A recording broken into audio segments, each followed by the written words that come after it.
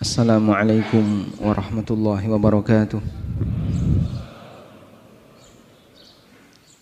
Alhamdulillahi rabbil alamin.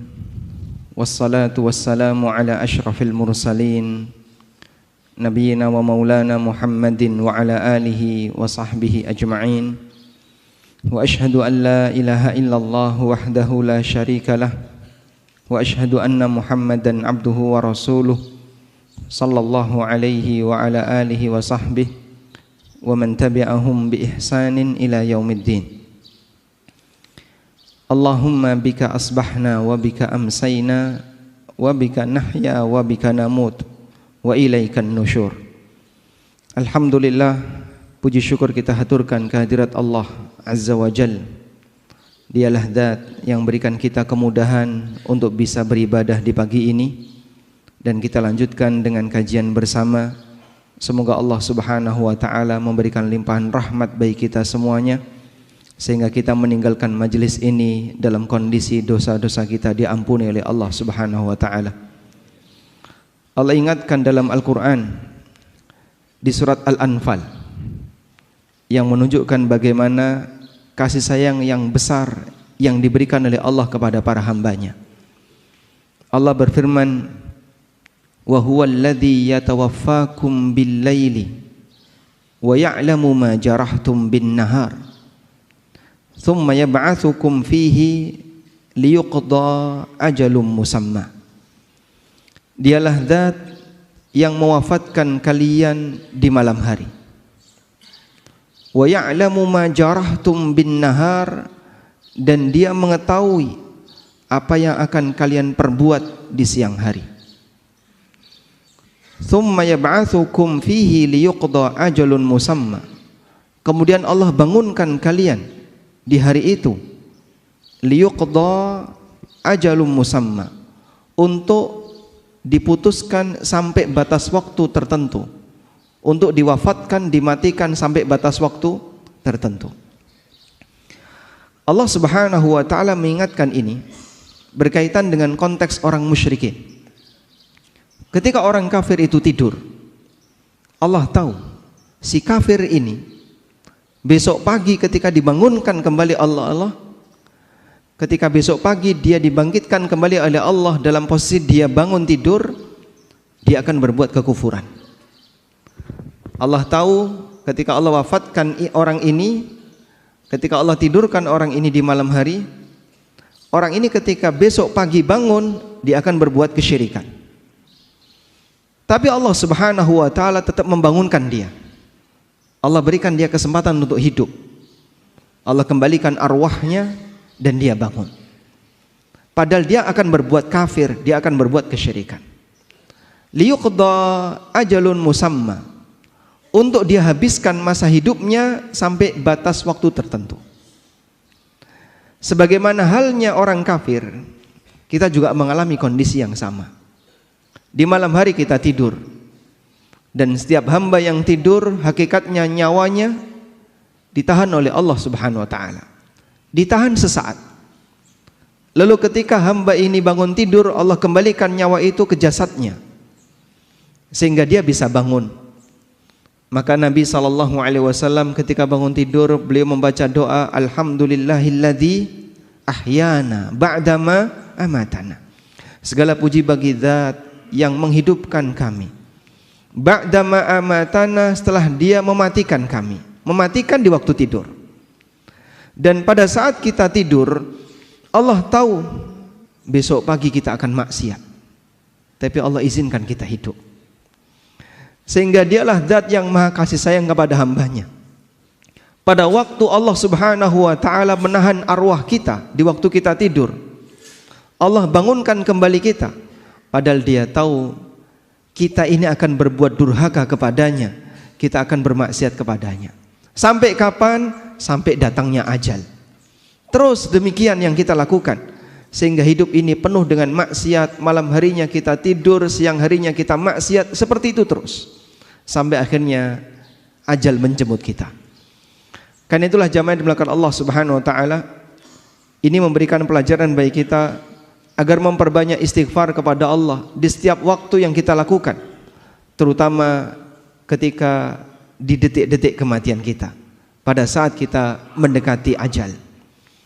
Hadirin yang dimuliakan Allah Subhanahu wa taala, tema kajian kita di kesempatan hari ini sebagaimana yang disampaikan oleh panitia, amalan terbaik di ujung usia. Kita semuanya mengharapkan agar kita bisa mendapatkan husnul khatimah. Meskipun perjalanan hidup kita dipenuhi dengan aneka maksiat, namun kita ingin menghadap Allah Subhanahu wa taala dalam kondisi bersih dan bisa mendapatkan husnul khatimah. Dan dalam Islam, hisab itu ada dua. Hisab sebelum kematian dan hisab pasca kematian. Hisab sebelum kematian penentunya ada di bagian akhir. Jika bagian akhir itu baik, maka bagian depan dianggap baik. Sebagaimana disebutkan dalam hadis yang sahih riwayat Bukhari Muslim dari sahabat Sahal bin Sa'ad As-Sa'idi radhiyallahu anhu, Nabi sallallahu alaihi wasallam bersabda, "Wa innamal a'malu bil khawatim." Sesungguhnya amal itu baik buruknya ditentukan oleh ujungnya. Sehingga sebelum kematian, penentu nilai seorang hamba adalah ujungnya. Apabila ujungnya baik, maka seluruh amalnya dianggap baik, dan sebaliknya, ketika ujungnya buruk, maka seluruh amalnya dianggap buruk. Berbeda dengan peraturan hisab pasca kematian. Hisab pasca kematian penentunya ada di depan, ada di awal. Sebagaimana yang disabdakan oleh Nabi sallallahu alaihi wasallam, "Awwalu ma yuhasabu bihil 'abdu min amalihi as-shalah." Amal pertama yang nanti akan dihisab dari hamba besok di hari kiamat adalah salat. Apabila salatnya baik, maka seluruh amal dianggap baik. Sehingga awalan yang baik saat hisab di yaumil akhir menentukan untuk amal-amal setelahnya. Sedangkan ketika hidup, ujung yang baik menentukan amal sebelumnya. Kita berbicara untuk kondisi kita yang sedang hidup. Maka perjuangan kita sebagai hamba Allah yang taat sampai kapan jamaah? Sampai kita mati. Perjuangan kita sebagai hamba Allah yang taat kita lakukan sampai kita mati. Sehingga perjuangan kita adalah bagaimana caranya agar kita bisa mengakhiri hidup ini dalam kondisi sebagai hamba yang saleh. Sebab kita menjadi hamba Allah itu sampai mati. Sebagaimana yang Allah Subhanahu wa taala firmankan dalam Al-Qur'an, "Wa'bud rabbaka hatta ya'tiyakal yaqin." Sembahlah Rabbmu, jadilah hamba Allah yang baik, hatta ya'tiyakal yaqin, sampai datang kepadamu al-yaqin. Dan makna al-yaqin, para ahli tafsir mengatakan maknanya adalah al-maut, kematian. Sebagaimana yang dikutip oleh Al-Hafidz Ibnu Katsir dari Salim bin Abdullah bin Umar. Salim bin Abdullah bin Umar, cucunya Umar bin Khattab radhiyallahu anhu. "Wa'bud rabbaka hatta ya'tiyakal yaqin." Sembahlah Rabbmu sampai datang kepadamu kematian. Kata Salim, huwa al-maut. Yang dimaksud di sini adalah kematian. Dan ini sejalan dengan firman Allah Subhanahu wa taala di surat Al-Muddatsir. Ketika Allah menceritakan penyesalan penduduk neraka. Penduduk neraka itu mengatakan, "Lam naku minal musallin wa lam naku nut'imul miskin wa kunna nakhudu ma'al khaidin wa kunna nukadzibu biyaumiddin hatta atanal yaqin." Dulu kami tidak pernah salat. Kami tidak pernah ngasih makan orang yang membutuhkan. Kami hidupnya hanya bersenda gurau, dan kami mendustakan hari kiamat hatta ya'tiyanal yaqin, sampai datang kepada kami al-yaqin, yaitu kematian. Sehingga jamaah belakang Allah, kita menjadi hamba Allah, beribadah kepada Allah, berbuat taat kepada Allah, ujungnya adalah kematian. Dan itulah perjuangan kita. Sehingga bagi seorang muslim, titik akhir dia dalam melakukan ketaatan adalah saat ajal menjemputnya. Karena itu Bapak Ibu yang dimuliakan Allah, berbicara tentang amal terbaik di akhir usia kita tidak membahas masa silam. Mungkin di antara kita punya masa silam yang berwarna-warni. Ada yang masa silamnya kelam, ada yang masa silamnya bagus, beraneka ragam. Namun kalau kita bandingkan antara diri kita dengan para sahabat, bisa jadi masa silamnya para sahabat lebih gelap dibandingkan kita. Di antara sahabat ada yang pernah menyembah berhala. Di antara sahabat ada yang pernah minum khamr. Di antara sahabat ada yang bahkan pernah berusaha untuk membunuh nabinya sallallahu alaihi wasallam. Di antara sahabat ada yang membunuh sahabat yang lain. Seperti Al-Wasi membunuh siapa? Hamzah. Namun kemudian beliau masuk Islam dan kemudian beliau menebus dirinya berperang di perang Yamamah melawan Musailamah Al-Kadzab sampai akhirnya terbunuh di perang Yamamah.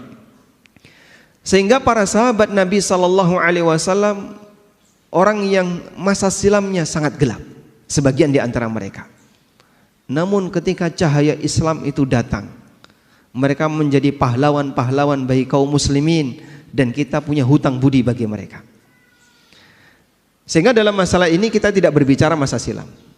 Masa silam mungkin kita punya aneka masa silam yang berwarna-warni. Kalau berbicara berkaitan dengan amal terbaik, kita berbicara terkait masa saat ini dan bagaimana perjuangan ke depannya. Makanya dalam Islam kita tidak diajarkan untuk tenggelam dengan masa silam, tapi kita diajarkan untuk bersikap optimis berkaitan dengan masa mendatang. Selanjutnya jamaah berkat Allah Subhanahu wa taala. Lalu apa amal terbaik yang bisa kita perjuangkan di sisa usia kita? Terutama bagi mereka yang usianya sudah 60 ke atas atau mungkin 50 ke atas dan dia sudah mulai membayangkan nampaknya saya harus persiapan untuk menghadap Allah Subhanahu wa taala. Apa kira-kira amal yang harus kita lakukan?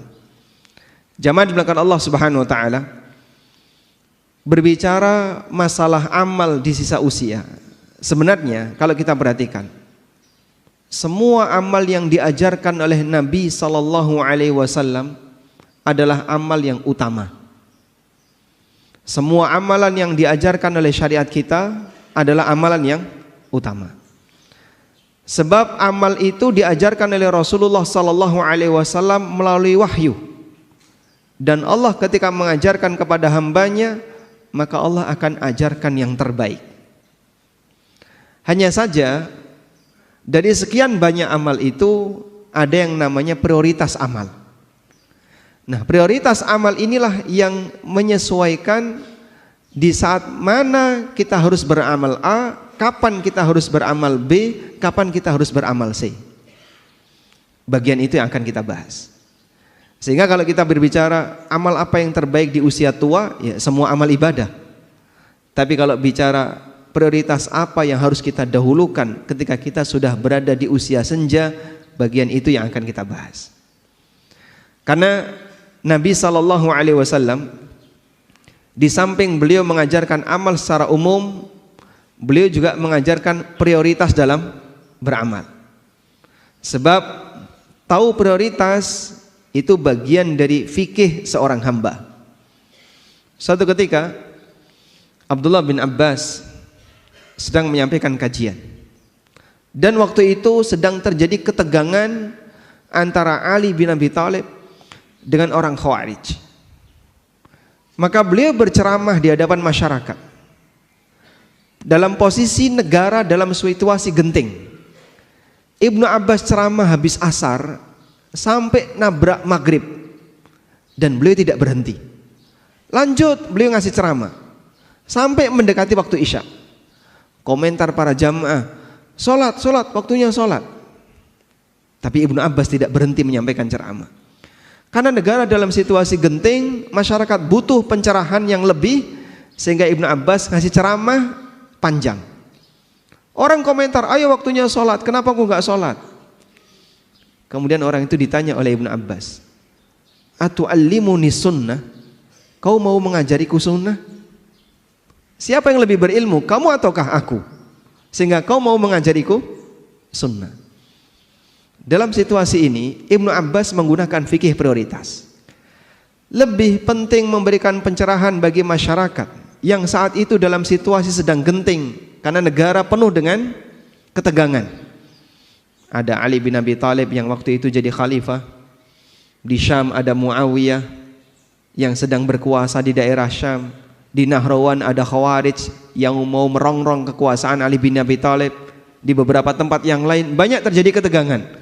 Maka kaum muslimin harus ditenangkan semaksimal mungkin. Beliau ngasih ceramah yang panjang sampai nabrak waktu salat.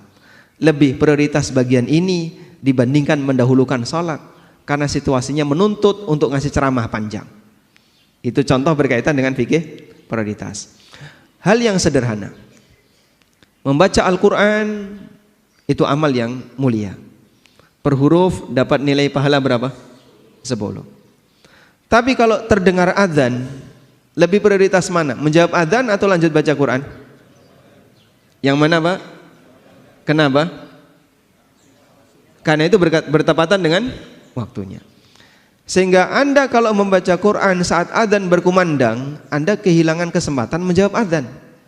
Waktunya sudah habis ketika adzan sudah selesai. Maka hentikan sementara bacaan Quran dan Anda dengarkan adzan, jawab itu adzan. Ketika antara adzan dan iqamah, waktunya apa ini? Memperbanyak berdoa. Mana yang lebih afdol antara adzan dan iqamah? Tanya jawab ketika ada kajian ataukah orang berdoa? Syekh bin Baz rahimahullah, ketika beliau sedang menunggu iqamah, beliau duduk bersama dengan jamaah. Ada orang yang mendekat dan mau bertanya. Lalu beliau sampaikan, ini waktunya kita berdoa, bukan tanya jawab. Ada waktunya yang lain untuk tanya jawab. Nah dari sini para ulama menggunakan prioritas. Ini waktunya amal A, lebih afdol amal A yang dikerjakan. Ini waktunya amal B, lebih afdol amal B yang dikerjakan, dan demikian seterusnya. Karena itulah jamaah yang dimuliakan Allah, paham prioritas bagian dari fikihnya seorang hamba. Salah satu di antara tanda fikihnya seseorang adalah dia tahu dan bisa menempatkan amal ini ada di tempat A, amal ini ada di tempat B, dan seterusnya. Sehingga ketika kita membahas tentang amalan di usia senja, itu berkaitan dengan prioritas apa yang harus kita dahulukan ketika kita sudah berada di usia senja. Tayyib, bukan berarti bahwasanya kita meninggalkan amal yang lain, tapi di sini berbicara tentang masalah sekali lagi adalah prioritas pemilihan amal yang terbaik pada saat kita berada di usia senja. Nah, zaman diberikan Allah Subhanahu wa taala, ada beberapa amalan terbaik yang bisa kita prioritaskan ketika kita sudah berada di usia senja. Yang pertama, Anda bisa fokus pada amalan ringan yang bisa dijangkau, namun dikerjakan secara rutin. Amalan ringan yang bisa dijangkau tapi dikerjakan secara rutin. Kenapa harus dikerjakan secara rutin? Karena pahala yang didapatkan oleh seorang hamba itu sesuai dengan rutinitasnya. Pahala yang didapatkan oleh seorang hamba menyesuaikan dengan rutinitasnya. Nabi SAW pernah bersabda, "Idza maridal abdu aw safara kutiba lahu ma kana muqiman sahiha." Apabila seorang hamba itu sakit atau dia safar, maka akan dicatat untuknya amalan pahala sebagaimana yang menjadi rutinitasnya ketika dia dalam kondisi sehat dan tidak sedang safar. Sehingga jamaah yang dimuliakan Allah, kalau ada orang yang punya kebiasaan puasa Senin Kemis, tiap Senin dan Kemis dia puasa, suatu ketika dia sakit sehingga dia tidak berpuasa, maka dia tidak berpuasa bukan karena malas, tapi dia tidak berpuasa karena uzur. Sehingga Allah Subhanahu wa taala tetap memberikan pahala baginya. Dia dapat puasa Senin walaupun dia tidak berpuasa, sebab dia punya kebiasaan itu. Bagi mereka yang tidak punya kebiasaan, maka saat dia sakit dia tidak berpuasa. Dia tidak dapat pahala karena dia ketika sehat juga tidak berpuasa. Orang semacam ini tidak mendapatkan catatan pahala sebagaimana mereka yang punya kebiasaan. Hal yang sama juga terjadi pada mereka yang sedang safar. Maka hadis yang menyebutkan apabila seorang hamba itu sakit atau safar, dia mendapatkan catatan pahala sebagaimana ketika dia sehat dan mukim, hanya berlaku untuk amalan yang menjadi rutinitasnya. Sehingga bapak-bapak misalnya atau ibu-ibu melakukan safar, dan musafir itu dianjurkan tidak sholat rawatib, sehingga sholatnya hanya yang wajib saja, sedangkan rawatib ditinggalkan, dan itu sunnah. Kita safar, ketika kita mukim, kita punya kebiasaan rawatib. Duhur kita rawatib, asar kita rawatib, demikian pula maghrib, isya dan subuh kita punya sholat rawatib. Pada waktu kita safar itu semuanya kita tinggalkan kecuali qobliyah subuh. Maka insya Allah pahala sholat rawatib tetap ada walaupun kita tidak mengerjakannya. Sebab kita tidak mengerjakan sholat rawatib ketika safar karena ini sesuai sunnah. Kita tinggalkan bukan karena kita tidak mau melaksanakan, tapi kita tinggalkan beralih dari satu sunnah ke sunnah yang lain, sehingga amal rutin ini tetap tercatat pahalanya. Baik, kita terus berjuang beramal sampai pada posisi fisik tidak bisa diajak untuk beramal. Ada satu kondisi di mana ini dengkul nggak bisa dipakai untuk ruku. Ada satu kondisi di mana itu paha nggak bisa nyanggah tubuh kita ketika berdiri, sehingga kita sholat sambil duduk. Ada satu kondisi di mana kita tidak bisa berangkat ke masjid. Ada satu kondisi di mana kita hanya bisa berbaring di atas kasur. Kita butuh tabungan untuk perjuangan di hari itu. Sampai kapan? Sampai Allah memberikan kemampuan kita untuk beramal. Allah Subhanahu wa taala berfirman, "Illal ladzina amanu wa amilus salihati falahum ajrun ghairu mamnun." Kecuali orang yang beriman dan orang soleh, mereka akan mendapatkan pahala yang ghairu mamnun, yang terus mengalir. Allah berikan pahala kepada hambanya yang mukmin sebagaimana pahala yang dijanjikan oleh Allah Ta'ala untuk nabinya sallallahu alaihi wasallam. Nabi Muhammad sallallahu alaihi wasallam dikatakan dalam Al-Quran, wa innalaka la ajran ghairu mamnun, dan kau Muhammad punya pahala yang terus mengalir, nggak pernah putus. Dan orang yang beriman diberi oleh Allah yang sama, illal ladzina amanu wa amilus salihat falahum ajrun ghairu mamnun. Orang yang mukmin dan beramal saleh, dia dapat pahala yang tidak pernah putus. Bagaimana penjelasannya? Coba simak keterangan Ad-Dhahhak. Ad-Dhahhak rahimahullah, seorang ulama tabi'in, pernah mengatakan, beliau meriwayatkan dari Ibnu Abbas, idza kana al-'abdu fi shababihi katsiras salah katsiras siyam was sadaqah thumma dha'afa amma kana ya'malu fi shababihi ajrallahu azza wa jalla lahu ma kana ya'malu fi shababihi. Ketika seorang hamba itu masih muda, dia rajin salat, rajin puasa, rajin sedekah, sampai akhirnya tubuhnya jadi lemah, sehingga dia tidak bisa sholat sebagaimana kebiasaan dia di waktu muda. Maka Allah Subhanahu wa ta'ala tetap ngasih pahala untuk dia di saat dia tidak mengamalkannya di usia tua. Sehingga sekali lagi jamaah, mungkin saat ini kita bisa datang hadir 5 waktu ke masjid, bolak-balik, selesai sholat kita pulang, nanti ada panggilan kita datang lagi, pulang lagi, ada panggilan kita datang lagi. Sampai batas waktu tertentu kita nggak bisa menghadiri panggilan itu. Karena saya sudah nggak bisa keluar rumah, hanya bisa duduk di atas kursi, hanya bisa berbaring di atas kasur. Terdengar suara adzan, pingin datang, fisik nggak bisa diajak. Terdengar panggilan untuk sholat, tapi badan nggak bisa berdirikan, hanya bisa duduk. Maka sesuai dengan kebiasaan kita pada waktu kita masih kuat melakukannya, pahala itu terus mengalir. Itulah orang beriman dan beramal saleh, falahum ajrun ghairu mamnun. Mereka tetap mendapatkan pahala yang terus mengalir.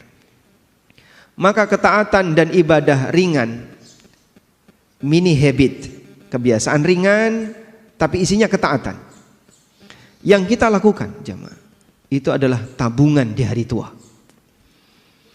Sehingga kalau ada orang yang bilang olahraga itu adalah tabungan kesehatan di hari tua, maka ibadah-ibadah yang ringan itu adalah tabungan di saat kita sudah tidak bisa lagi mengerjakannya. Bapak Ibu punya kebiasaan salat rawatib, puasa sunnah, qiyamul lail, atau ibadah-ibadah yang lain. Ini semuanya ada batasnya. Karena fisik hamba bisa jadi lebih pendek umurnya dibandingkan usia dia hidup. Sehingga orangnya masih hidup tapi fisiknya nggak bisa diajak. Semangatnya tetap ada, namun jasadnya nggak bisa dipaksa untuk melakukannya. Dia nggak putus sebab niatnya terus berjalan. Orang seperti inilah pahalanya tidak akan pernah putus. Walhamdulillah, itu anugerah yang diberikan oleh Allah kepada hambanya yang beriman. Allah subhanahu wa ta'ala tidak pernah menyia-nyiakan kebaikannya. Tabungan yang dia perjuangkan di masa mudanya tetap mengalirkan pahala sampai pun dia tidak bisa mengerjakannya. Qala Ibnu Abbas radhiyallahu anhuma, Ibnu Abbas mengatakan, wa humul ladzina adrakahumul kibar la yu'akhadzuna bima amiluhu fi kibarihim. Ayat ini berkaitan dengan orang yang sudah mencapai usia tua. Dia tidak dihukum oleh Allah gara-gara dia tidak melakukan amalan disebabkan karena usia tuanya. Sebaliknya dia dapat pahala terus mengalir sesuai dengan kebiasaan dia di masa muda. Oleh karena itu jamaah, mumpung jasad ini masih bisa diajak untuk melakukan aneka amal yang beragam, maka kita isi masing-masing. Dalam masalah sedekah ada isinya. Dalam masalah sholat Anda punya kebiasaan sholat tertentu. Dalam masalah puasa ada amal sunnah tertentu. Diisi di semua cabang-cabang amal. Ringan tapi rutin. Insya Allah itulah yang nantinya akan menjadi sumber aliran-aliran pahala bagi kita di saat kita sudah tidak bisa lagi melakukannya. Karena itu jamaah dimuliakan Allah Subhanahu wa taala, Nabi SAW ketika beliau beramal, yang beliau lakukan apa Pak? Beliau lakukan secara rutin. Sebagaimana yang beliau katakan, wa inna ahabbal a'mali ilallah adwamuha wa in qalla. Sesungguhnya amal yang paling dicintai oleh Allah adalah amal yang paling rutin meskipun sedikit. Jangan berat-berat Pak, yang ringan. Yang kira-kira bisa dirutinkan sampai batas jasad nggak bisa diajak lagi untuk melakukannya. Pak, kalau saya mau Daud gimana? Sekiranya Bapak terlalu keberatan dengan Daud, turunkan Senin Kemis. Saya masih kuat lebih dari itu. Baik, mungkin tambahkan 3 hari setiap bulan ketika Ayyamul Bid, sehingga Anda Senin Kemis plus Ayyamul Bid. Terlalu berat, sebaiknya tidak dilakukan. Diceritakan oleh Aisyah radhiyallahu anha, pernah satu ketika ada seorang wanita yang bernama Haula bintu Thuwaid datang ke rumahnya Aisyah. Dan waktu itu ada Rasulullah sallallahu alaihi wasallam.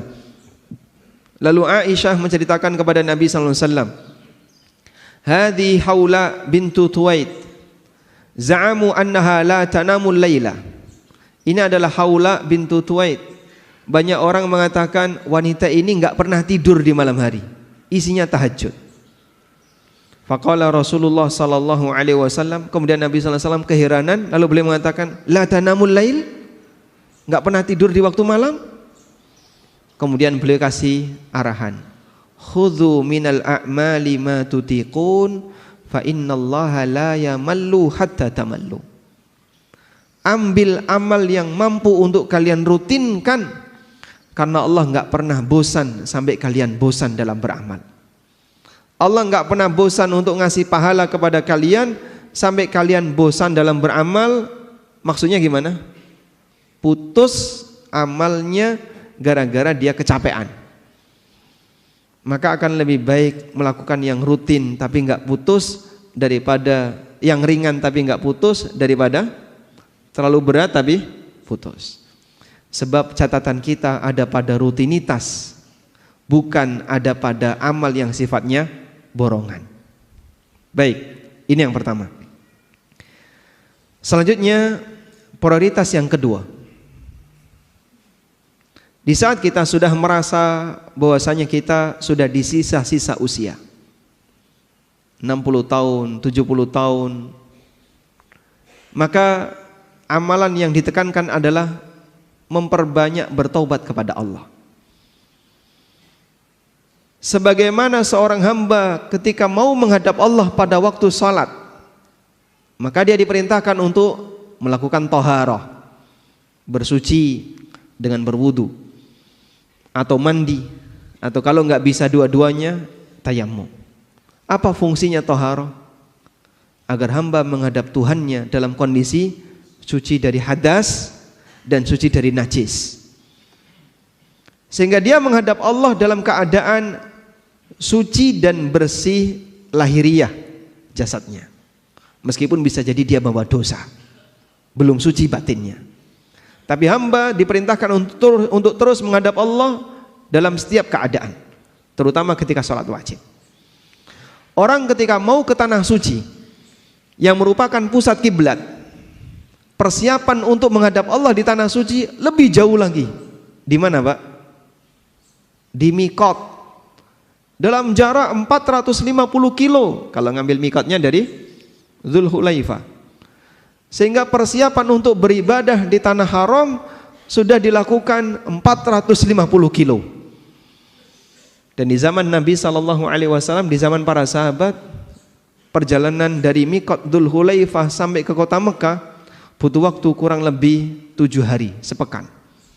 Dalam kondisi memakai pakaian ihram, tidak boleh pakai wewangian, tidak boleh menggunakan pakaian berjahit yang membentuk lekuk badan, tidak boleh ini, tidak boleh ini, ada banyak sekali larangan. Dan mereka bersabar untuk itu. Zaman sekarang orang naik bis 5 jam, itu saja sudah merasa kelamaan.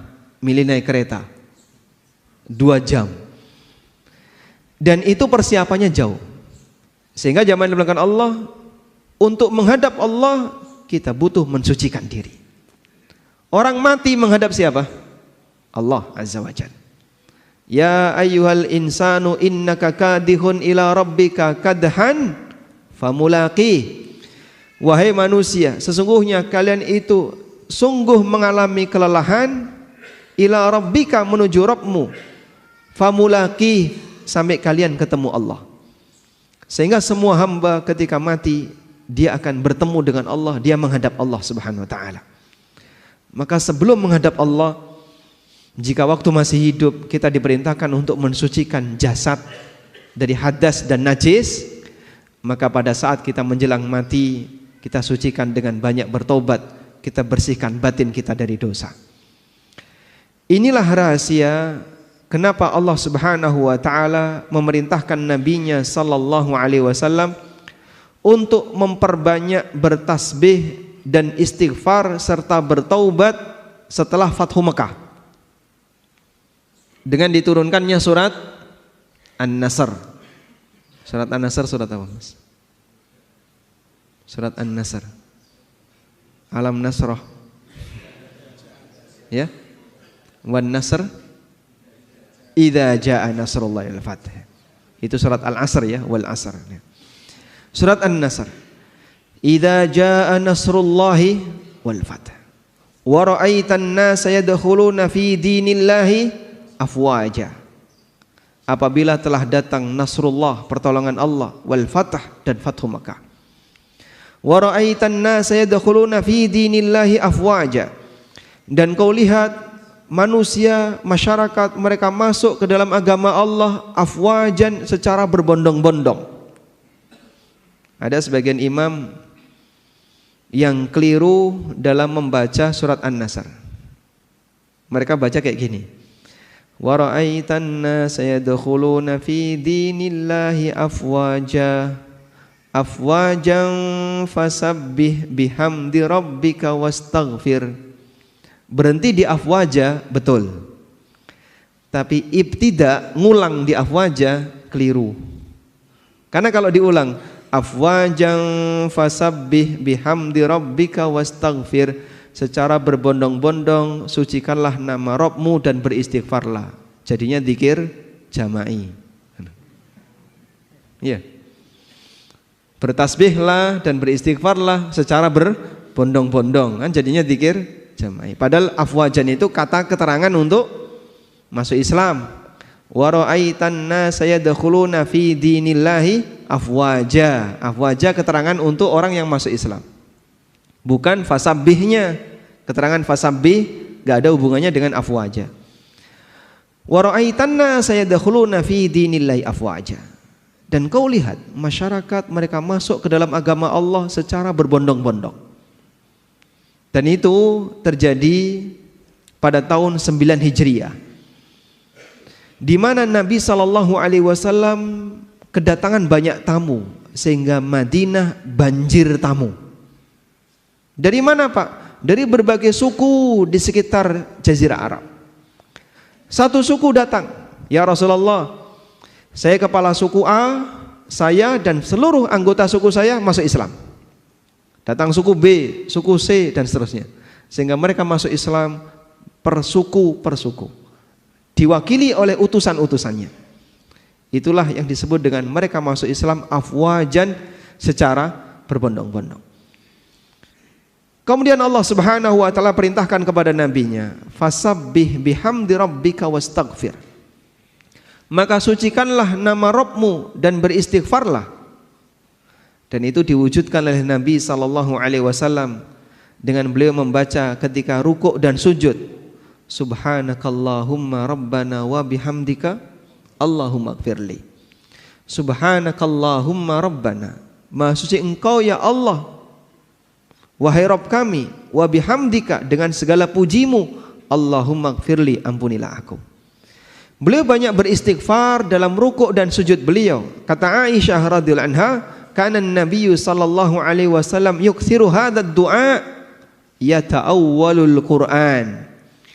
Nabi SAW membaca doa ini banyak-banyak ketika di akhir hayatnya, karena mengamalkan perintah dari Al-Quran, yaitu di surat An-Nasr bagian akhir.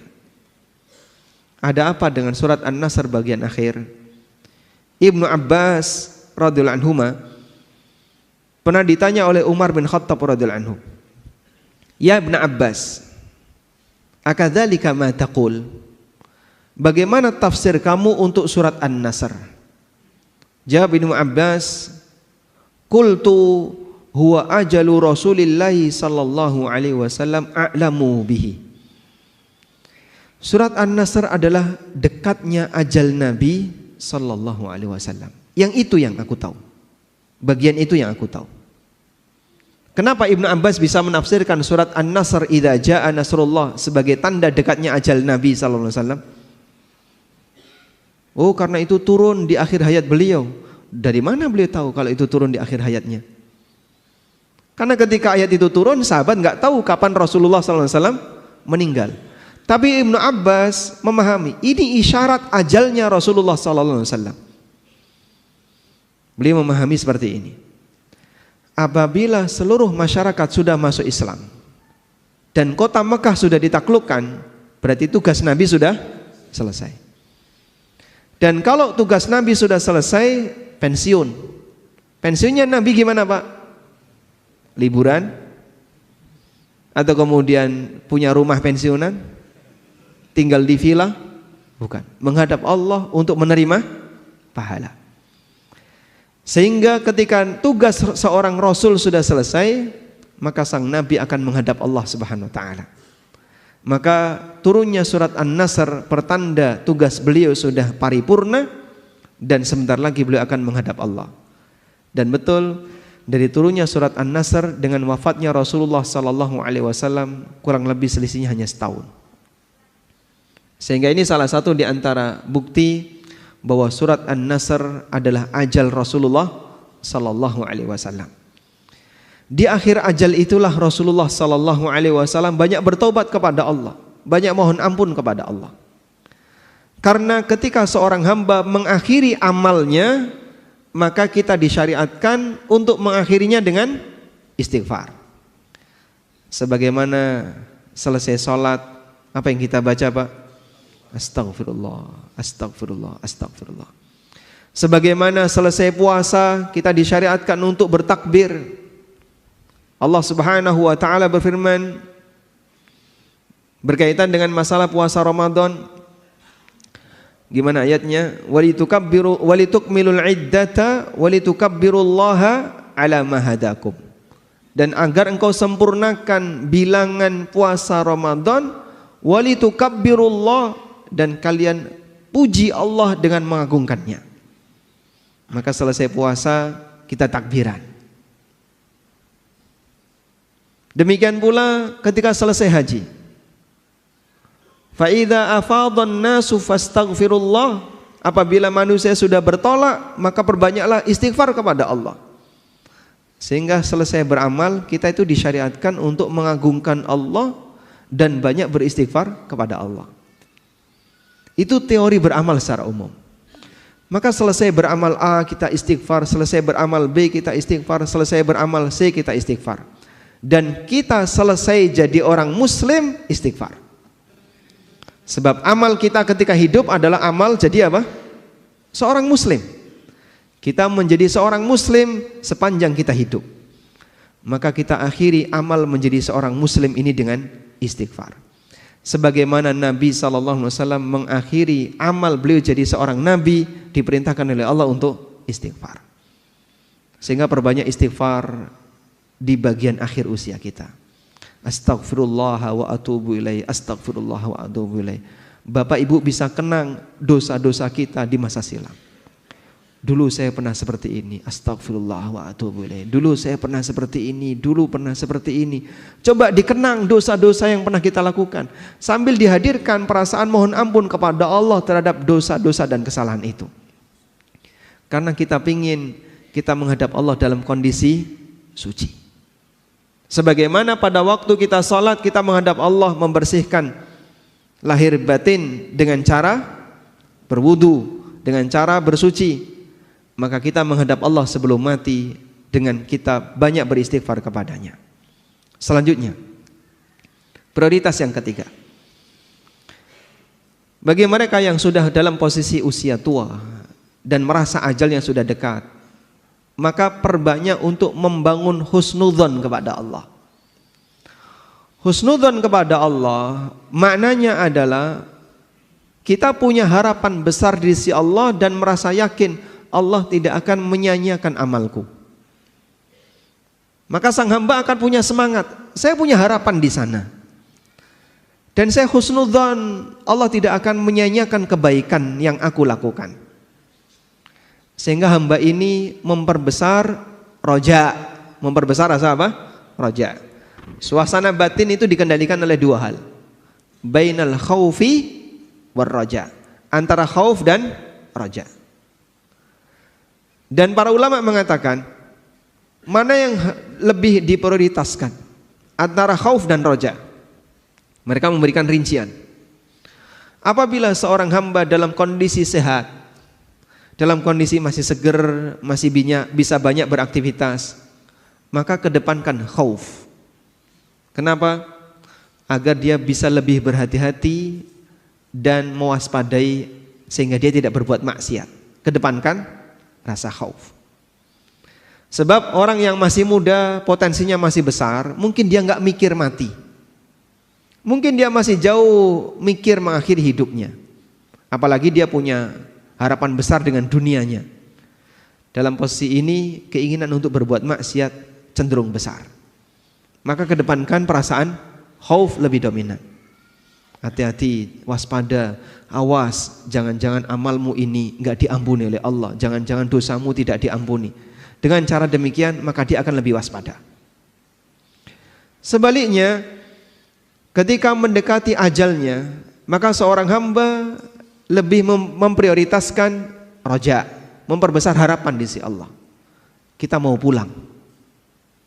Dan ketika mau pulang, kita berharap nanti bisa dapat pahala dari Allah. Dikasih sesuatu yang indah oleh Allah.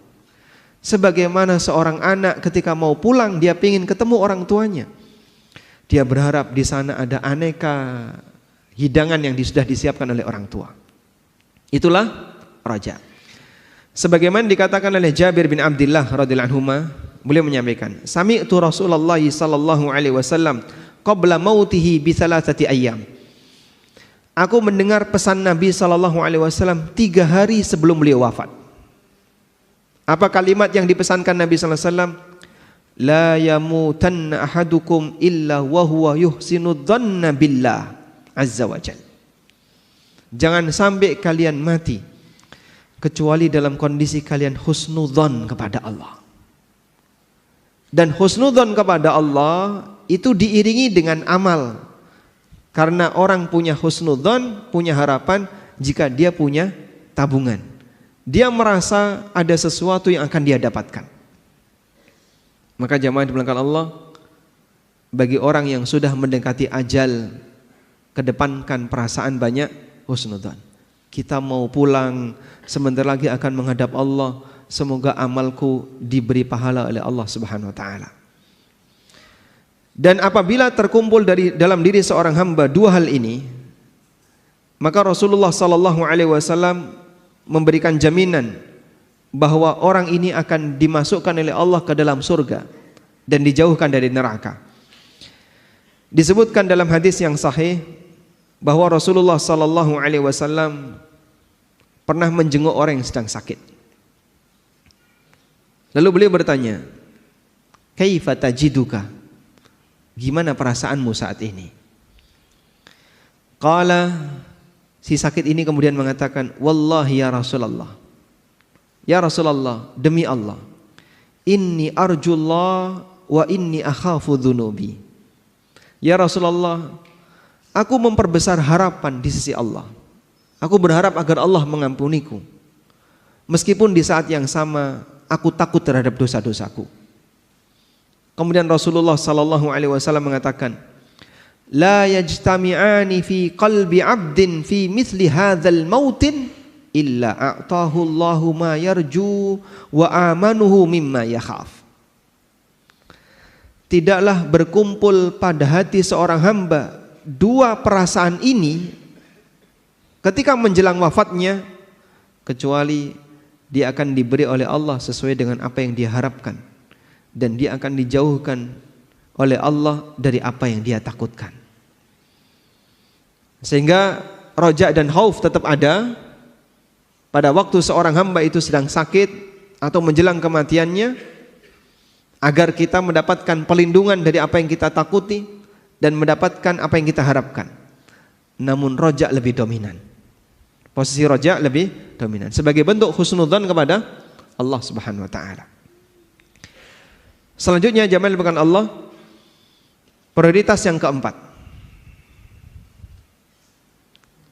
Pada waktu kita sudah merasa di penghujung usia, fokus untuk memperbaiki diri dan tidak banyak bersengketa dengan orang lain. Mulai cooling down. Yang barangkali dulu banyak gesekan dengan teman, banyak gesekan dengan tetangga, banyak gesekan dengan keluarga, banyak gesekan dengan anak, sekarang sudah mulai diturunkan. Ada waktunya bapak tidak harus jadi raja selamanya di keluarga.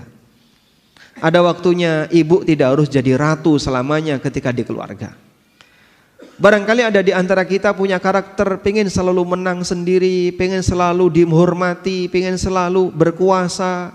Kalaupun tegang gak mau kalah, mungkin dulu kita seperti itu. Sudah saatnya ini diturunkan. Karena kita mau menghadap Allah, mau berpulang, jangan sampai ada hak orang lain yang belum selesai dan masih meninggalkan sakit hati, sehingga itu bisa menjadi sumber musibah di hari kiamat. Sebagaimana yang dipesankan oleh Imam Asy-Syafi'i rahimahullah, orang yang paling banyak menderita ketika di hari kiamat adalah orang yang paling banyak punya masalah dengan masyarakat. Beliau mengatakan, bi'sazad ilal ma'ad al-udwanu alal ibad.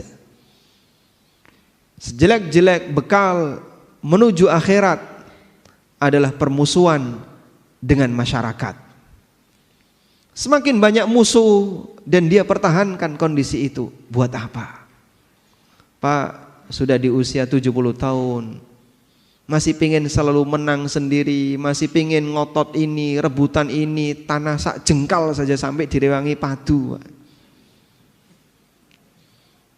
Buat apa, Pak? Bapak sudah gak bisa menikmati harta sebanyak itu, sehingga kadang memperjuangkan patok tanah, sampai berantem dengan tetangga, sampai ini.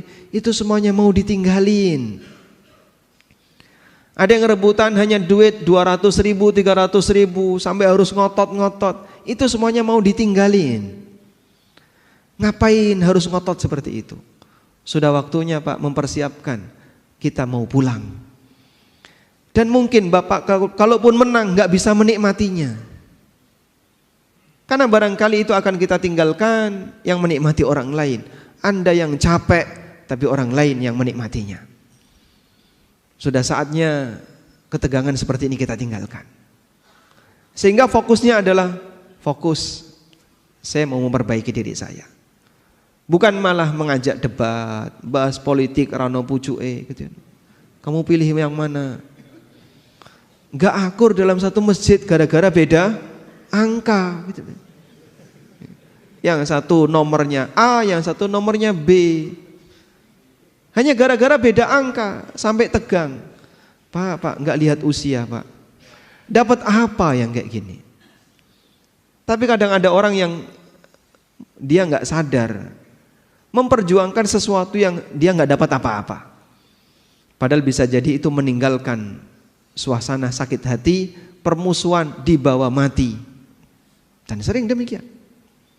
Maka jamaah yang dimuliakan Allah, mulailah untuk kemudian mengembalikan ke riset nol.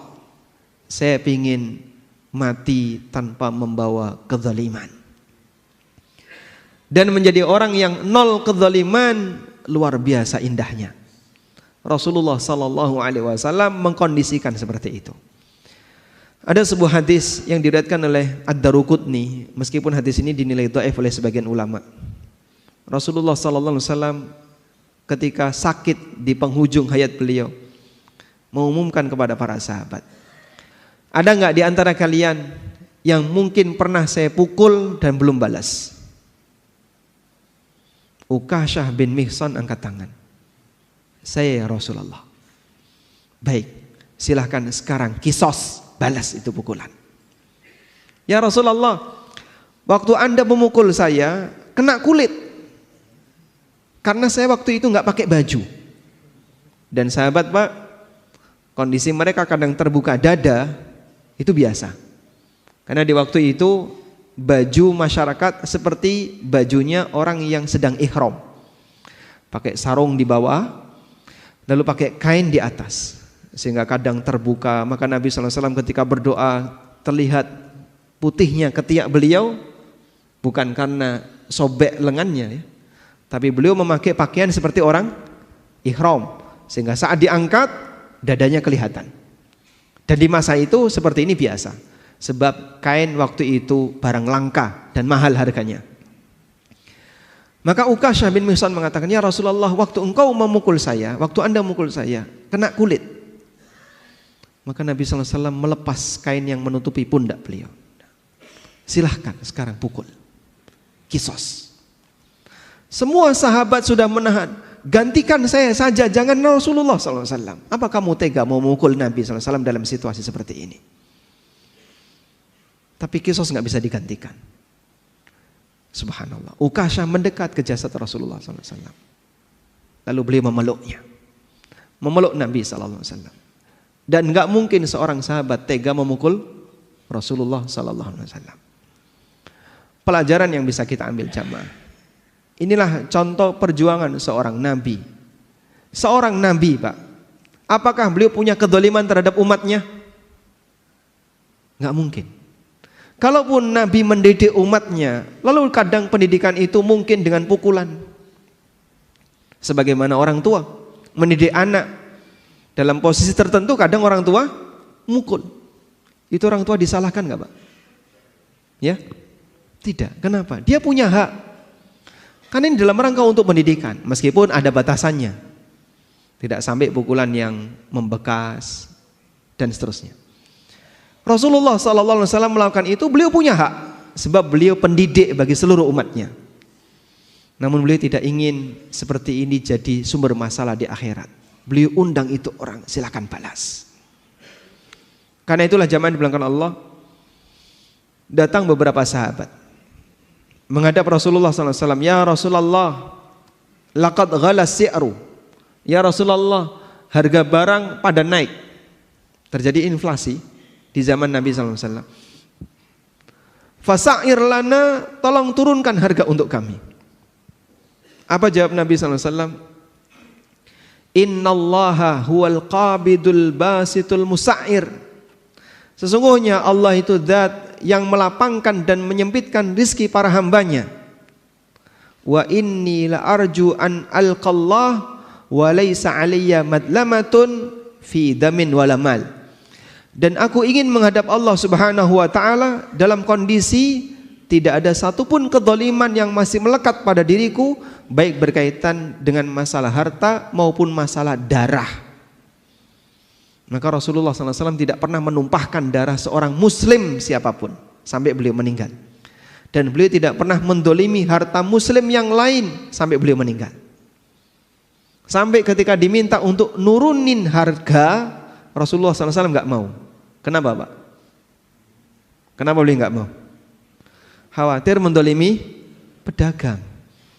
Sehingga saat harga naik itu kan kadang terjadi karena keseimbangan demand and supply.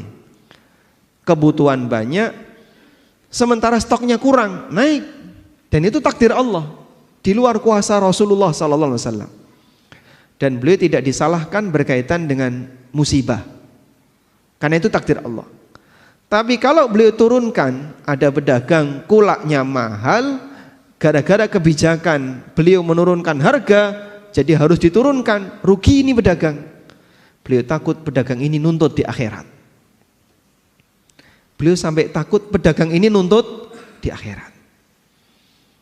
Coba bayangin mereka yang memegang kebijakan masalah ini, bahkan termasuk mereka yang punya wewenang, sehingga melakukan audit, berapa harus bayar, sekian miliar. Pusing itu pedagang, duit dari mana, saya harus bayar ini dan seterusnya. Tapi kemudian tiba-tiba diambil sekian miliar. Orang ini sakit hati, bisa jadi dia akan nuntut di akhirat. Maka jamaah dibilangkan Allah Subhanahu wa taala, Rasulullah sallallahu alaihi wasallam menjadi orang yang selalu punya prinsip riset untuk semua dosa kepada makhluk, sehingga beliau menghadap Allah dalam kondisi nol kezaliman. Mulai banyak untuk bersikap tasamuh, memberikan toleran, ngasih maaf dan minta maaf di bagian penghujung hayat. Karena kita tidak ingin kita membawa dosa dengan makhluk pada saat kita menghadap Allah Subhanahu wa taala, yang nanti itu menjadi sumber qisas di yaumil akhir, mengurangi pahala yang pernah kita perjuangkan. Sehingga barangkali di antara Bapak Ibu yang punya kebiasaan gerenengi orang, gunjing, ghibah, mulai saatnya untuk diselesaikan. Wallahu a'lam. Pun juga Bapak. Baik. Nah, baik, demikian yang bisa kita sampaikan sebagai pengantar. Semoga bermanfaat. Di sisa waktu insyaallah kita gunakan untuk tanya jawab.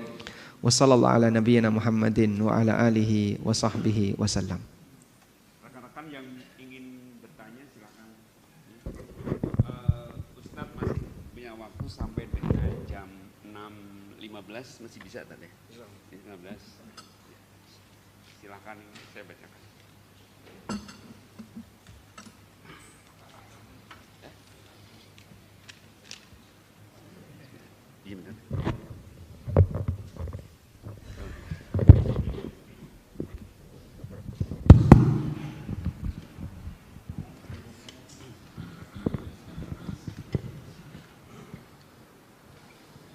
Assalamualaikum warahmatullahi wabarakatuh.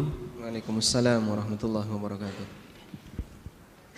Izin bertanya Ustadz, sebagai muslim yang baru mengenal keutamaan amalan sunnah di usia yang telah senja, mohon nasihat dan motivasinya Ustadz. Banyak sekali lingkungan yang mencibir dan kurang suka dengan kita yang berjenggot dan bercelana cingkrang. Meskipun kami tahu hal tersebut adalah bagian dari sunnah Nabi Shallallahu Alaihi Wasallam, apakah bunyi dalilnya hadis akan hal tersebut? Syukron barakallahu fikum. Nah, ada seorang ulama yang beliau punya jenggot yang cukup lebat ya. Dalam posisi sakit karena beliau sudah sepuh, beliau sudah ya usia mungkin di atas 70-an tahun. Dalam posisi sakit yang itu merupakan sakit yang mengantarkan kepada wafatnya beliau, dokter menyarankan untuk kepentingan medis sebaiknya jenggot Anda dicukur. Lalu beliau sampaikan, saya tidak mau menghadap Allah dalam kondisi tidak mengikuti sunnah Nabi SAW dalam penampilan, sehingga bertahan berpenampilan sesuai sunnah itu bagian dari perjuangan. Maka beliau meskipun sudah diminta oleh pihak dokter, ini dalam rangka untuk kepentingan medis, bagaimana kalau jenggotnya dicukur? Beliau milih tidak, saya nggak mau, bertahan seperti ini saja. Kalaupun saya mati dalam posisi tetap bertahan di atas sunnah. Kalaupun saya hidup kembali dan Allah kasih kesembuhan, itu semuanya datang dari Allah Subhanahu wa taala. Baik. Karena Nabi SAW menyebutkan dalam banyak hadis yang sahih, khaliful yahud wa'aful liha. Jangan tiru Yahudi, biarkan jenggot. Jadi beliau minta biarkan jenggot. Biarkan itu artinya udah nggak usah diganggu, biarin aja. Baik. Ada perintah khusus sebagai penjelasan perintah umum. Maka melaksanakan perintah umum bentuknya adalah dengan melakukan yang khusus. Contohnya kayak gini. Orang tua ngasih perintah kepada anaknya. Wahai si A, anaknya namanya si A ya. A, nanti kalau ada tamu, muliakan tamu, kasih makan. Ada berapa perintah ini? 2. Perintah umum. Apa perintah umumnya? Muliakan tamu. Apa perintah khusus? Ngasih makan. Maka disebut sebagai telah memenuhi perintah umum orang tua, yaitu memuliakan tamu, jika anak ini melakukan perintah khusus. Datang tamu, dikasih suguhan, dikasih handuk suruh mandi, dikasih minum, tapi nggak dikasih makan. Udah? Tamunya pulang, anak lapor kepada bapak, Pak, tadi ada tamu, tak kasih minum, tak kasih suguhan, ya, tapi nggak tak kasih makan. Suguhannya minuman ya. Tak kasih minuman tapi nggak tak kasih makan. Tak suruh mandi, suruh istirahat. Apakah berarti anak sudah melaksanakan perintah orang tua? Belum. Kenapa belum? Karena perintah khususnya belum dikerjakan. Maka jika Nabi SAW meminta khaliful yahud, jangan tiru Yahudi, wa'aful liha, biarkan jenggot, maka melaksanakan perintah umum yaitu agar kita tidak niru Yahudi, bentuknya adalah dengan melaksanakan perintah yang kedua. Paham di sini? Baik. Karena bagian dari prinsip syariat, ketika syariat ini datang, syariat ini mengajarkan beda dengan Yahudi dan Nasrani. Sebab dua umat ini datang lebih awal dan mereka punya penyimpangan, maka Nabi SAW datang meluruskan aneka penyimpangan itu agar tidak terjadi pada umatnya. Aneka penyimpangan-penyimpangan itu disebutkan dalam Al-Quran dan hadis-hadis beliau. Sebagian diantaranya adalah masalah penampilan. Oleh karena itu Anda bisa bersabar ya. Barangkali tetangga atau teman karena mereka belum tahu ilmunya ngasih komentar demikian, ini barangkali adalah ujian, dan insya Allah itu lebih ringan dibandingkan ujian yang dialami di masa silam oleh para nabi. Sehingga Anda bersabar, semoga nanti mereka juga dapat hidayah. Nah, Assalamualaikum Ustaz. Waalaikumsalam warahmatullahi taala. Izin bertanya Ustaz. Sebagian kajian sunnah terkadang juga menabrak waktu Isya.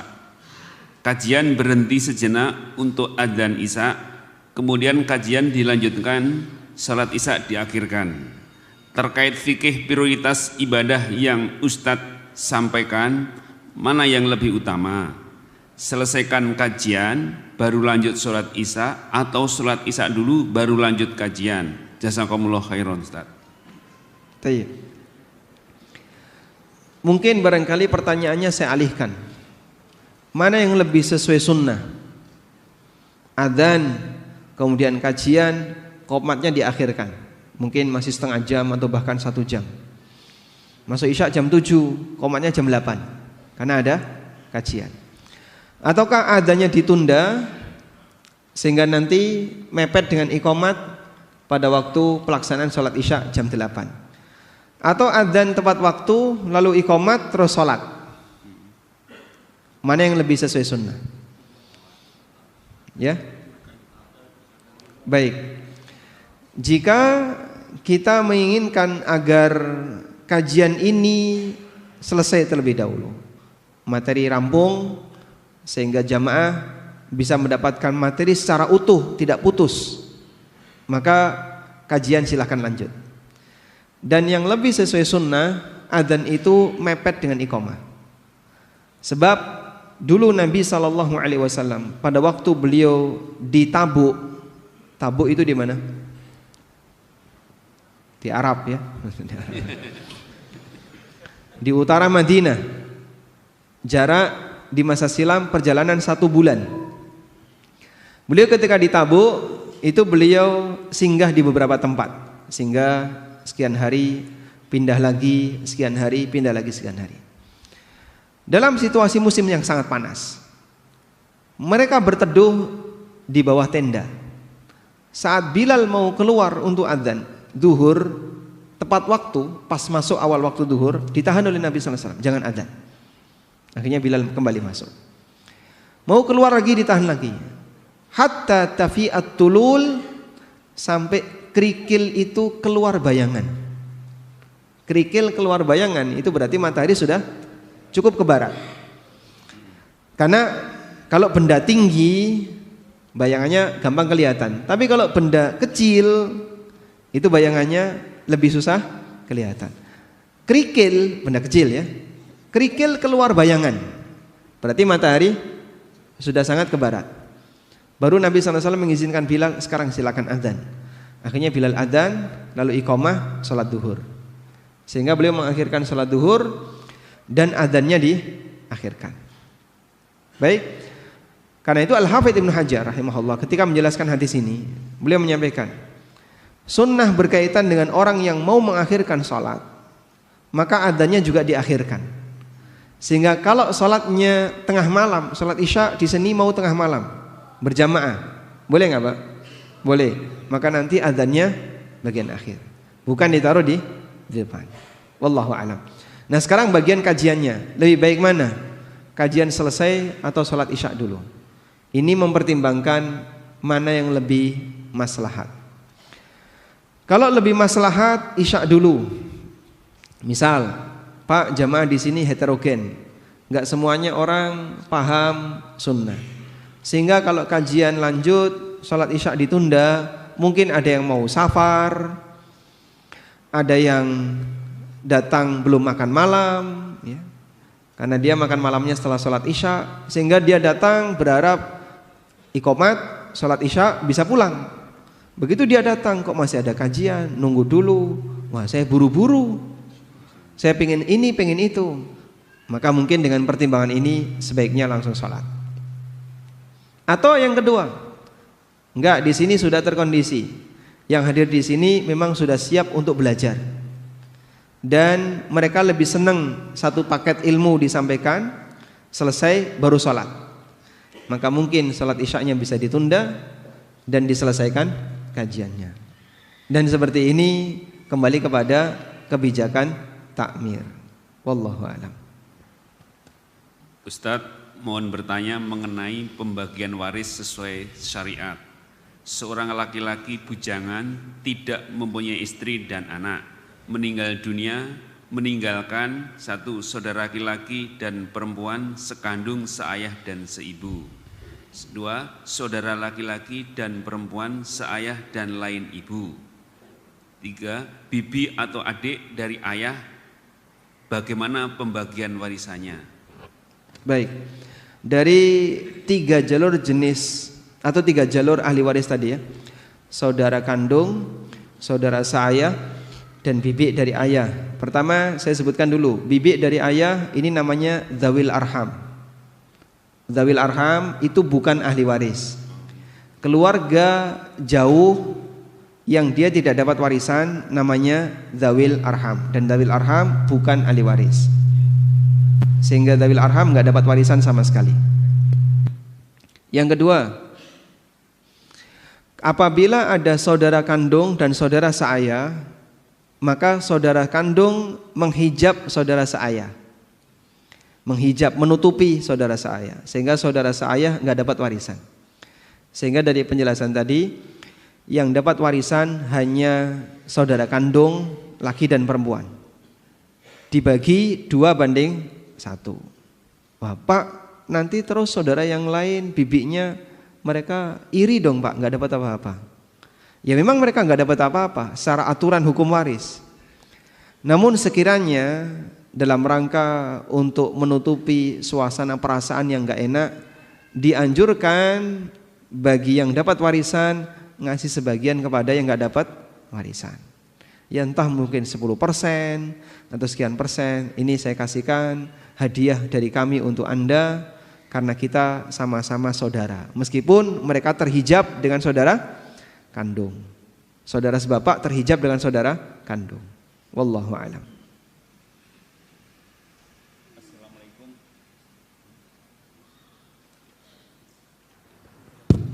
Assalamualaikum Ustaz. Waalaikumsalam warahmatullahi. Fikih prioritas. Di satu masjid ada kebiasaan membacakan hadis sahih ba'da sholat subuh, yakni dengan meminta jamaah menghentikan zikir sejenak. Pertanyaan, apakah ada kebiasaan dari sahabat tabi'in, tabi'ut tabi'in melakukan ibadah seperti ini? Hadis yang dibaca berasal dari buku kumpulan hadis sahih atau bukan dari kitab syarah? Artinya hadis polos tanpa penjelasan. Syukron Ustaz. Masya Allah. Hadis polos ya. Istilah baru. Hadis tanpa penjelasan, hanya hadis saja. Baik, apakah ada kebiasaan selesai sholat kemudian dibacakan hadis di masa Nabi SAW dan para sahabat? Beliau SAW selesai sholat subuh itu sering sekali beliau menyampaikan tausiah. Seperti hadis Irbad bin Sariyah. Irbad bin Sariyah pernah menyampaikan, Rasulullah SAW memberikan nasihat kepada kami, mau'idhatan darifat minhal uyun, sampai membuat air mata itu berderai. Banyak orang menangis. Wa wajilat minhal qulub, hati tersentuh semuanya. Kemudian sahabat mengatakan, ya Rasulullah, ka'annaha mau'idhatum waddi'. Ya Rasulullah, apakah ini pesan orang yang mau pulang selamanya, mau pergi selamanya? Apakah ini pesan orang yang mau meninggal? Fa'ausina, kalau demikian berikan wasiat kepada kami. Lalu beliau ngasih wasiat, alaikum bisunnati wa sunnatil khulafa'ir rasyidin al-mahdiyina min ba'di addu 'alaiha bin nawajid. Hadis yang ma'ruf ya. Pegangilah sunnahku dan sunnah khulafa'ur rasyidin, gigit dengan gigi geraham kalian. Hadis yang ma'ruf, dan itu disampaikan setelah subuh. Rasulullah SAW juga kadang selesai subuh tanya kepada sahabat, siapa di antara kalian yang punya mimpi? Silakan ceritakan. Barangkali aku bisa mentakwil. Maka ada yang cerita tentang mimpinya, lalu ditakwil oleh Nabi SAW. Kalau enggak ada yang lapor, maka beliau sendiri yang bercerita tentang mimpinya. Aku bermimpi seperti ini. Kemudian beliau jelaskan mimpinya. Dan mimpi Nabi itu wahyu. Sehingga Rasulullah SAW menawarkan takwil mimpi, dan beliau terkadang juga menceritakan tentang mimpi beliau, dan itu setelah subuh. Kadang Nabi SAW menyampaikan nasihat tertentu setelah subuh. Maka ba'da subuh itu forum ilmu di Masjid Nabawi. Dan sampai sekarang seperti itu masih berlanjut. Sebagaimana ba'da maghrib juga jadi forum ilmu. Karena itu kalau sekiranya pembacaan hadis dan menunda waktu Anda untuk berzikir sejenak, saya kira ini tidak sangat mengganggu. Karena baca hadis tanpa syarah hanya sebentar. Sehingga kalau bicara prioritas, insya Allah baca hadis Anda bisa dengarkan dengan seksama. Dan perhatikan, ini sabda Nabi SAW.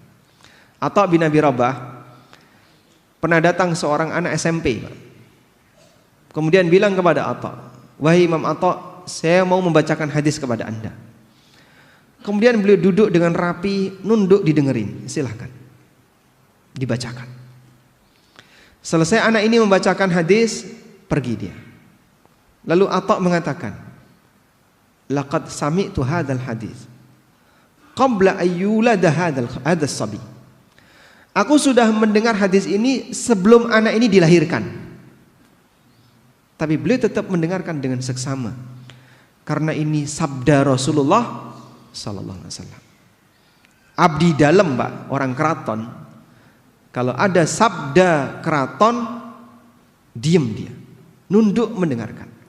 Sebagai bentuk penghormatan, padahal itu yang dibacakan surat dari sultan kepada seluruh abdi dalam misalnya, itu mereka nunduk memperhatikan, nggak berani bicara, nggak berani ngobrol, nggak berani dolanan HP. Kita mendengarkan ayat Al-Quran kadang main HP, padahal itu firman Allah. Kita mendengarkan sabda Nabi SAW kadang gak digatekno, padahal itu sabda Rasulullah SAW. Sebagaimana kita menghormati orang tua ketika ngasih nasihat, ya. Orang tua lagi bicara, kita gimana, Pak? Ya, mendengarkan dengan seksama sebagai bentuk penghormatan kepada beliau. Maka sebagai bentuk penghormatan kepada Nabi SAW, ketika sabda beliau dibacakan, Anda hentikan aktivitas, dengerin, Pak. Walaupun bisa jadi hadis itu Anda sudah hafal, dalam rangka menghormati yang bersabda Rasulullah sallallahu alaihi wasallam. Nah, Bismillah, Assalamualaikum Ustaz. Waalaikumsalam warahmatullahi. Ahwan izin bertanya, ada yang mengganggu pikiran seseorang, pikiran sekarang ana, tentang segala kesusahan-kesusahan hidup yang dialami, kesusahan dalam urusan pekerjaan dan segala usaha yang lain. Sementara seorang itu sudah merasa melakukan amal-amal saleh dan berdoa. Apakah segala doa-doa itu tidak ada manfaatnya? Jazakallahu khair. Nah, memang ujian harta itu bentuknya ada dua, Pak. Ujian kekayaan dan ujian kemiskinan. Dan bisa jadi yang kedua lebih berat dibandingkan yang pertama. Makanya kadang ketika jamaah itu ditanya, Anda lebih siap yang mana? Jadi kaya bersyukur atau miskin yang sabar? Ijma, nggak usah dijawab, Pak, ya. Saya sudah tahu jawabannya. Ijma, Anda pasti pilih kaya bersyukur. Karena kita nggak kebayang, saya belum siap untuk jadi miskin. Jadi miskin rasanya berat sekali. Jadi orang yang penuh dengan musibah ekonomi itu rasanya berat. Sehingga Anda merasa nggak sanggup untuk bersabar. Meskipun dua-duanya ujian, baik kaya maupun miskin dua-duanya ujian. Tapi bagi para sahabat, mereka itu punya kecenderungan kadang lebih milih sabar daripada syukur. Seperti yang terjadi pada Abu Dzar radhiyallahu anhu. Beliau pernah mengatakan, atau dalam keterangan yang lain Abu Darda, beliau pernah mengatakan, Abu Darda mengatakan, al-maradu ahabbu ilayya minas sihah wal faqru ahabbu ilayya minal ghina. Sakit lebih saya sukai daripada sehat. Jadi tiap hari sakit, nek gak watuk pilek, ditemek watuk misalnya. Tiap hari sakit lebih saya sukai daripada saya sehat. Miskin lebih saya sukai daripada kaya. Kenapa? Karena beliau punya kondisi, saya itu merasa dekat dengan Allah saat dapat musibah. Dan itu merasa lebih nikmat bagiku dibandingkan ketika saya dapat nikmat berupa harta. Jadi suasana kenikmatan itu adalah kedekatan dia dengan Allah. Dengan musibah ini, dengan miskin ini saya bisa nangis. Dengan musibah ini saya bisa berdoa. Dengan musibah ini rasanya saya dekat dengan Allah. Dengan musibah kita bisa menghadap Allah lebih serius. Coba kalau nggak ada kayak gini ya, bisa jadi orang lupa untuk mendekat kepada Allah. Itu sahabat. Kita mungkin nggak bisa demikian. Namun kalau misalnya Anda menghendaki, Pak, saya berharap agar ekonomi ini nggak jadi ujian bagi saya, agar kondisi ekonomi ini nggak jadi ujian bagi saya. Mungkin ini nggak bisa, karena masalah ujian itu Allah yang milih dan Allah yang menentukan, bukan kita.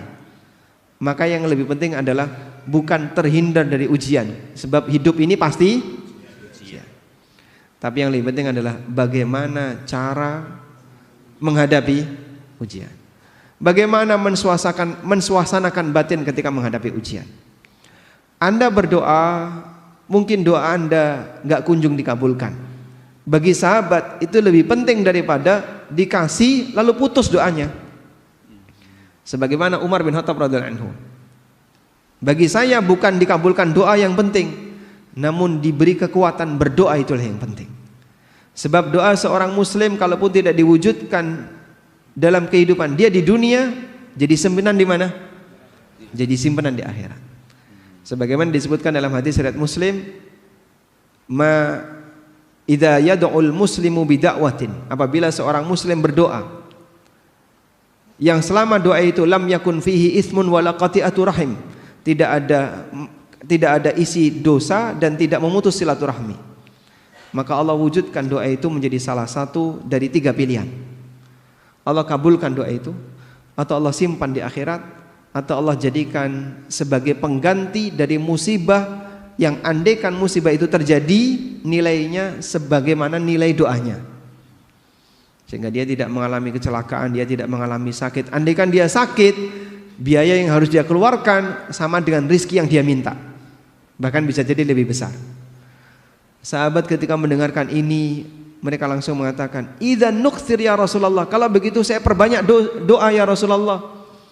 Kata Nabi SAW, Allahu aktsar, Allah lebih kaya dibandingkan apa yang kalian minta. Maka ada orang yang berdoa lalu dikabulkan, selesai doanya. Ada orang yang berdoa tapi gak dikabul-kabulkan, berhenti gak doanya? Ada yang berhenti, ada yang tidak. Nah yang tidak berhenti inilah yang baik. Sehingga ketika dia sering untuk pintu, hampir saja akan dibukakan. Wallahu a'lam. Terakhir untuk ini nanti Bapak yang mau langsung nanti di sini ya, satu ya. Oh ya. Sudah. Saat usia tua kita harus cooling down. Gimana kita menyikapi anak yang susah mau sholat atau ngaji atau berhijab syar'i? Kadang-kadang saya harus debat selalu. Bagaimana Ustaz? Baik. Ini berkaitan dengan perjuangan kita untuk melindungi diri kita dan anak kita dari neraka. Bagian ini Anda pertahankan sehingga tidak ada toleransi. Perjuangan Nabi Nuh untuk menyelamatkan anaknya sampai kapan? Sampai anaknya mati. Demikian pula perjuangan Nabi Muhammad SAW mengingatkan keluarganya sampai beliau wafat. Sehingga beliau berpesan, la taj'alu qabri 'idan, jangan kau jadikan kuburanku sebagai tempat perayaan. Jangan jadikan kuburanku sebagai masjid. Itu di detik-detik terakhir. Nabi Ibrahim alaihissalam mewasiatkan anaknya untuk jadi muslim ketika beliau mendekati wafat. Wa wassa biha Ibrahimu banihi wa Yaqubu ya baniya innallaha astafa lakumuddin fala tamutunna illa wa antum muslimun. Dan ini diwasiatkan oleh Ibrahim kepada anak-anaknya, demikian pula kepada Yakub. Allah juga berfirman, am kuntum syuhada'a idh hadara Yaqubal mautu idh qala li banihi ma ta'buduna min ba'di. Apakah kamu hadir ketika kematian mendatangi Yakub lalu dia mengatakan kepada anak-anaknya, siapa yang kau sembah setelah aku meninggal? Qalu na'budu ilahaka wa ilaha abaika Ibrahim wa Ismail wa Ishaq. Mereka mengatakan kami akan menyembah Tuhanmu dan Tuhan bapak-bapakmu yaitu Ibrahim, Ismail dan Ishak, ilahan wahidah. Baik, dari sinilah kita bisa memahami bahwa tugas orang tua mendidik anak sampai kapan, Pak? Sampai dipisahkan dengan kematian. Dan dalam hal mendidik anak terkadang memang butuh debat. Kalau memang anaknya itu ngeyel dan orang tua punya hak di situ. Tapi ini bukan perdebatan yang tercela sebagaimana yang tadi kita singgung. Yang kita singgung itu perdebatan masalah yang mungkin dia nggak punya kepentingan. Usia 70 tahun, pokoknya saya harus jadi ketua takmir. Kalau enggak gimana? Enggak mau. Ya. Pokoknya harus yang paling depan, ketua yayasan, ketua ini. Apa yang mau diperjuangkan? Regenerasi, Pak? Jangan. Ya. Pokoknya yang tua jangan digeser. Tunggu sampai mereka mati semua. Ada kayak gitu, Pak? Mungkin ada sebagian orang. Dia memperjuangkan apa? Yo, saya pengen punya posisi. Pengen dimuliakan, pengen punya status sosial. Di tempat kerja dia sudah dilengsarkan, kan pensiun ya. Di kantor sudah nggak punya posisi, nggak jadi ketua RT di lingkungannya. Satu-satunya sasaran tinggal masjid. Maka kalau di kantor sudah nggak dapat jabatan, di perumahan nggak dapat ketua dan nggak punya jabatan, masjid yang diincar. Perjuangkan jadi ketua takmir. Masya Allah. Pak, sudah waktunya istirahat. Barangkali mikir-mikir bagian itu sudah Bapak tinggalkan. Fokus untuk ibadah yang sifatnya pribadi.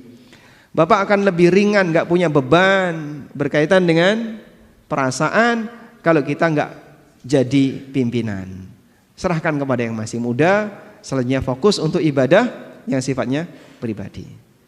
Tapi kalau urusan pendidikan, pertahankan. Jangan sampai kendor dalam masalah ini, karena kita punya tanggung jawab untuk mengasuh anak, untuk mendidik anak sampai dipisahkan dengan kematian. Wallahu alam. Demikian, semoga bermanfaat. Wassallallahu ala nabiyyina Muhammadin wa ala alihi wa sahbihi wa sallam wa akhiru da'wana alhamdulillahi rabbil alamin. Subhanakallahumma wa bihamdika asyhadu an la ilaha illa anta astaghfiruka wa atubu ilaik. Wassalamu alaikum warahmatullahi wabarakatuh.